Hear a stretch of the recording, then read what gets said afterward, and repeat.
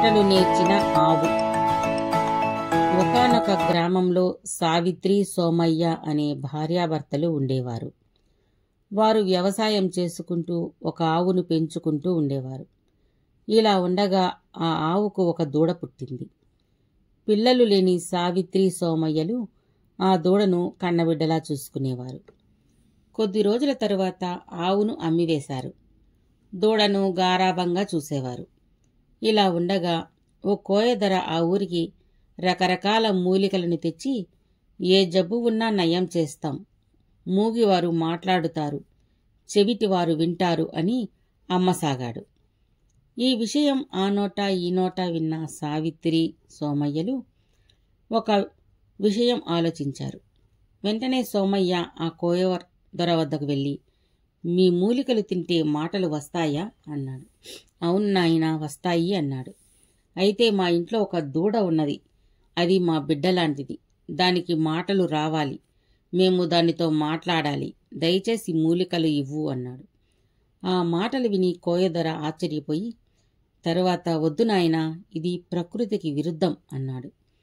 అయినా సోమయ్య ఆ కోయదొరతో, మా దూడ తన తీయని గొంతుతో మాట్లాడుతూ ఉంటే వినాలని మా ఆశ అన్నాడు.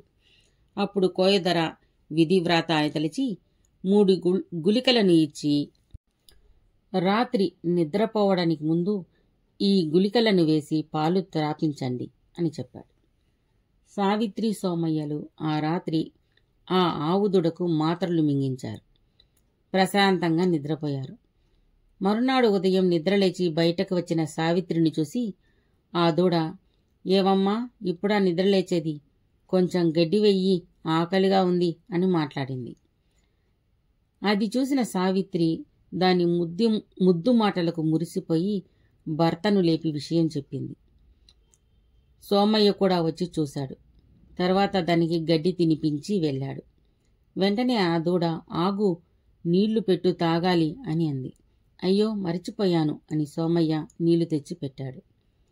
తరువాత సోమయ్య వెళ్ళి స్నానం చేసి తన పనులు చూసుకోసాగాడు. ఆ దూడ మనుషులను గమనిస్తూ ఉంది. సావిత్రి భర్తకు కాఫీ ఇచ్చింది. అది చూసి దూడ, ఏమిటది అంది. కాఫీ తాగుతున్నాము అని అన్నారు వాళ్ళు. మరి నాకు కూడా కాఫీ ఇవ్వండి అని అడిగింది. ఇది నువ్వు తాగరాదు, నీకు కుడితి పెడతాం అని అంది సావిత్రి. సరే, నన్ను ఎందుకు కట్టారు? విడిచిపెట్టండి, మీరేమో ఇళ్లంతా తిరుగుతున్నారు, నన్ను వదిలిపెట్టండి అంది. సరే అని దాన్ని వదిలేశాడు సోమయ్య. నాకు స్నానం చేయించు, నేను పడుకునే స్థలం మురికిగా ఉంది, శుభ్రం చెయ్యండి అని చెప్పింది. సావిత్రి, సోమయ్యలకు ఏదో ఒక పని చెప్పసాగింది. సావిత్రి, సోమయ్య అలసిపోయి కూర్చుని కబుర్లు చెప్పుకుంటూ ఉన్నారు. అది చూసి దూడ, ఏమమ్మా సావిత్రి, ఊరక ఉండకపోతే కాస్త వీపు గోకు, నవ్వగా ఉంది, నాకు చేతులు లేవు గదా అని అడిగింది. ఏమండి, ఈ దూడ ఎప్పుడూ ఏదో ఒకటి మాట్లాడుతూ ఉంది, తలునొప్పిగా ఉంది అని అంది. పోనీలే, మన దూడే గదా అన్నాడు సోమయ్య. వీరు మాట్లాడే మాటలన్నీ ఆ దూడ వింటూనే ఉంది. ఆ రోజు రాత్రి వర్షం వస్తూ ఉంది. దూడ బయట ఉంది. సావిత్రి, సోమయ్య నిద్రపోతూ ఉన్నారు. వర్షానికి దూడ తడిచింది. దానికి కోపం వచ్చింది. ఈ సోమయ్య, వాడి పెళ్ళాం ఇద్దరూ ఇంట్లో వెచ్చగా పడుకున్నారు, నేనేమో ఈ వర్షానికి తడవాలా అని కిటికీ దగ్గరగా వెళ్ళి తల లోపలికి దూర్చి, ఒరేయ్ మూర్ఖుడా, బుద్ధిలేదా? వర్షంలో తడుస్తూ ఉన్నా, వచ్చి తలుపు తియ్యి, అన్నం తిన్నావా, గడ్డి తిన్నావా అని తిట్టడం మొదలుపెట్టింది. దాని తిట్లు భరించలేక తలుపు తీసి బయటకు వచ్చారు. ఆ దూడ లోనికి వెళ్లి పడుకుంది. బయటికి వచ్చిన భార్యాభర్తలిద్దరూ అందరి ఇండ్ల వంక చూశారు. అందరి ఇండ్లల్లో ప్రశాంతంగా నిద్రపోతూ ఉన్నారు. అందరి ఇండ్లల్లో ఉన్న పశువులు మౌనంగా ఉన్నాయి. అది చూసి సావిత్రి, సోమయ్యలకు బుద్ధి వచ్చింది. ఎలా ఉండేది అలానే ఉండాలి, కానీ మార్చాలి అనుకోకూడదు. ఇలా మార్చాలి అనుకునే ఇలా అయ్యాము. ఈ దూడకు ఎలాగైనా మాటలు రాకుండా చెయ్యాలి అని అనుకున్నారు. కోయవాడి కోసం వెళితే కోయవాడు వారి గూడెం వెళ్ళిపోయాడని తెలిసి ఎంతో కష్టపడి కోయవాడి గూడెం చేరుకొని జరిగిన విషయం చెప్పి మాటలు రాకుండా మూలికలు ఇవ్వమని బ్రతిమలాడాడు. అప్పుడు కోయవాడు, నేను ఆ రోజే చెప్పాను దూడకు మాటలు వద్దు అని, నీవు వినలేదు.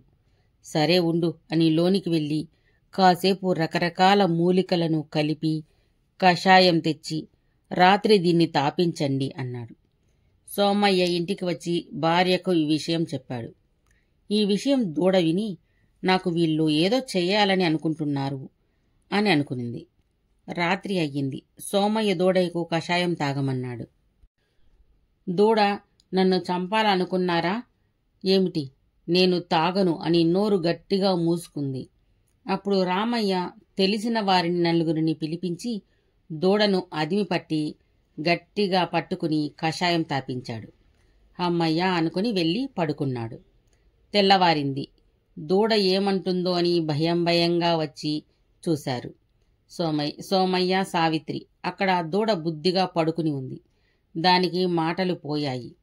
అది చూసి భార్యాభర్తలు ఇద్దరూ ఇంకెప్పుడు ఇలా చెయ్యకూడదు అని, ఇలా చెయ్యకూడని పనులు చెయ్యకూడదు అని దూడను బాగా పెంచుకున్నారు.